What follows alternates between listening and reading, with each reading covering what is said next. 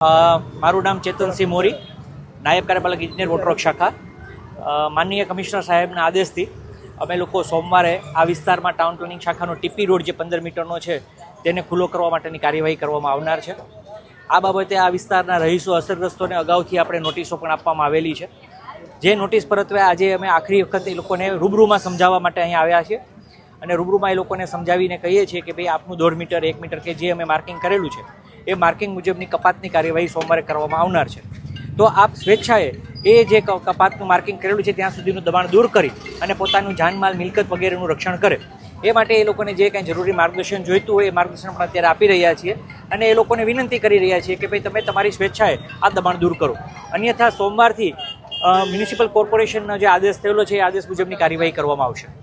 અધિકારીઓ એવું કહેવામાં આવ્યું છે કે તમે સ્વેચ્છાએ તમારી દુકાન ખાલી કરીને તોડી નાખજો, નકર અમે આવશું તો જાજુ નુકસાન થશે. પણ એ લોકોએ લેખિતમાં આપવું જોઈએ, મૌખિક ન ચાલે. અને દુકાન 5 ફૂટ જ વધે છે. અમારે આ બધી વસ્તુ નાખવી ક્યાં કયો? અત્યારે અસાનધારાના હિસાબે અમને કોઈ દુકાન નથી આપતું. અમારું મકાન સામે છે એ જાય છે, નથી મકાન લેવા દેતા, નથી દુકાન લેવા દેતા. એમ કે તમે મોમેડિયન છો એટલે તમારા નામનો દસ્તાવેજ કે કાંઈ થાય નહીં. જો ડિમોલેશન કરવામાં આવશે તો આપની રોજી રોટી કઈ રીતના ચાલશે? દુકાન છે તે કપાતમાં જાજી જાય છે, સામાન શું કહેશો? દુકાન કપાઈ જાય તો એ એકચ્યુઅલી અમારી રોજી રોટી તરત જ ભાંગી જાય કે કોઈ ગરાગ જ ન આવે.